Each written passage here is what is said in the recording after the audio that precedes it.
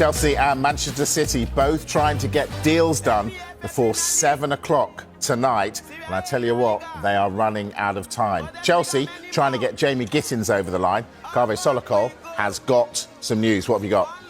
Latest information we have is that time has almost run out for Chelsea to sign Jamie Gittens today. I think it's looking very unlikely now, but the information we're getting is that Chelsea will try to sign him again when the window reopens next Monday, because the window is closing at 7 o'clock, but it's reopening next Monday. So they're not going to give up. Even if they don't get Gittens today, I don't think they will now, because these discussions have been going on too long. They haven't been able to come to an agreement. They will try again. I'm also being told again that Chelsea are being very disciplined, the same as with Mike Maignan. They've got a valuation for a player and they will not go above that valuation. They won't overpay for Jamie Gittens. They think they know what he's worth and they won't pay more than that. Also, I think they believe that Borussia Dortmund will sell Gittens this summer because apparently he doesn't fit into the style of play or the way the new head coach there wants to play.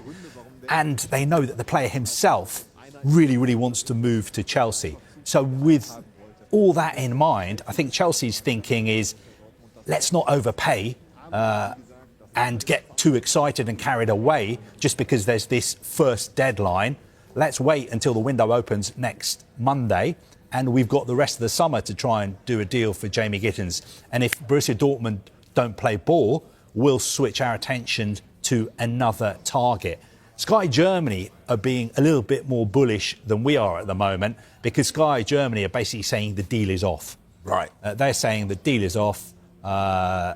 Chelsea are not offering enough money. Interestingly, the Dortmund sporting director, Sebastian Kehl, was due to be giving a media briefing to journalists this evening. Now, that was cancelled because everybody assumed that he was locked in these discussions with Chelsea and a deal was about to be done. So I want to find out in the next few minutes from Sky Germany whether he's still going to be holding that briefing, because if he is, I'm sure our reporters from Sky Germany will be at that briefing and we'll be able to get the latest from Dortmund's perspective. Perfect. All right. Thank you, Kaveh. Right. Let's speak to European football expert Andy Brassell, who joined us now. Andy, very good evening. So, Kaveh's saying the Gittens deal might be off for now, but Chelsea will try and get him before the next window finishes. If they do get him, what would he bring to the club? A winger who's a lot more direct than anything they already have, which I think is always the point, isn't it, when you're signing a player? Give yourself something that you don't have already. Now, of course, they've tried different people on the left side. And I think when we're talking about getting a winger from Dortmund, we have to talk about the link between Jadon Sancho, who's just left Stamford Bridge, and Jamie Gittens, who might be taking his place, because that kind of happened already at Dortmund.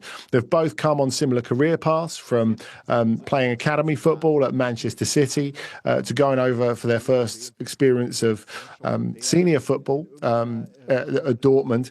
And it's worked well for both of them. I think they're very different sort of forwards, though, because Sancho, who took Gittens under his wing and actually really helped boost him into the player that he became last season, it's absolutely fascinating, really, to look at him and think that Sancho is a player who likes to beat a player. Now, Gittens likes to do that too, but also you're more likely to get a shot and a goal at the end of it from Gittens. He had a brilliant first half of the season, there's no doubt about that. Second half of the season, not quite as good. Hasn't only scored one goal since January and no assists since then. So I think the feeling is it would be better for everyone at this point if he moved on. Andy, tell us about Ryan Cherki. How good is he? Well, I think a lot of the way that the deal has come together can tell you about the progress he's made in the last year. Because if you remember at the back end of last season's transfer or last summer's transfer window, Mike, you had Crystal Palace and Fulham being offered him for 15 million euros. Now he's gone to City for nearly 3 times that, despite the fact his contractual situation has not really changed. The talent has been there since he's 15, 16. It's been clear.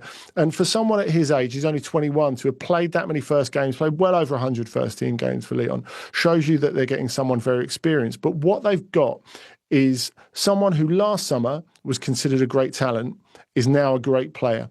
And there's a big definition there, because Shirky always had it all. You know, he could nutmeg you in a phone box, 2 great feet, super delivery, could go around any player you like.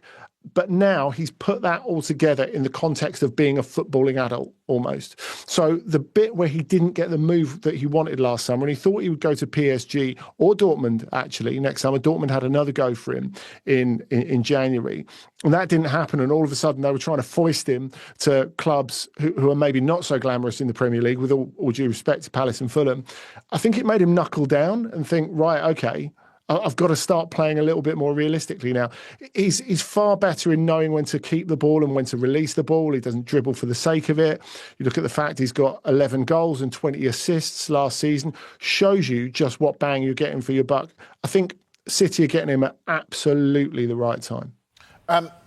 Are Liverpool going to get Florian Wirtz at the right time? They're going to have to pay well over £100 million. Is he worth that? Yeah, he absolutely is worth that. I think he's one of the best midfield players in Europe. Again, you look at the age and you're getting 10 years service out of him, notwithstanding any possible injuries or whatever. And I remember speaking to Xabi Alonso about him last season, and him saying, well, look, everyone is trusted in this team to fulfill their role, but has to fulfill their role within the tactical setup. Whereas he said Flo gets a little bit more of a pass because I trust him to be able to do stuff in the right places at the right time. He gets that little bit of extra freedom. Now, it's fascinating to me because you don't really get many number 10s in the Premier League. Someone like him, I think, really shows us that Arne Slot wants to develop Liverpool into more of his own team this season. So he gradually evolved it from the Jurgen Klopp model. Maybe they were a little bit more circumspect than Klopp's Liverpool the last season, and it really worked out for them. But Wirtz gives them loads more options, because we've seen him play as a false 9, we've seen him play as a 10, we've seen him even for Germany in wider positions, cutting inside. But having that ability to drift where he wants, I think if you're looking at the fact that Liverpool maybe don't have the centre forward they want at the moment because they're not getting that out of Darwin, it maybe gives them a front 3 with a completely different shape. Maybe that turns into a front 2, be it Salah and Gakpo, be it Diaz and Salah, whoever it might be. And it takes a lot of the creative load off Salah as well, so he can just score goals and maybe spare himself some of the other running that they don't want him to do so much as he's going into his 30s. But, he was one of the rare bright spots, Wirtz, for Germany during the Nations League as well. He's a great player for his country, so adaptable. I mean, he's costing a lot of money for a reason, but for them to get him to reject Bayern Munich, he obviously really believes in this move. It's just a matter of time before it happens.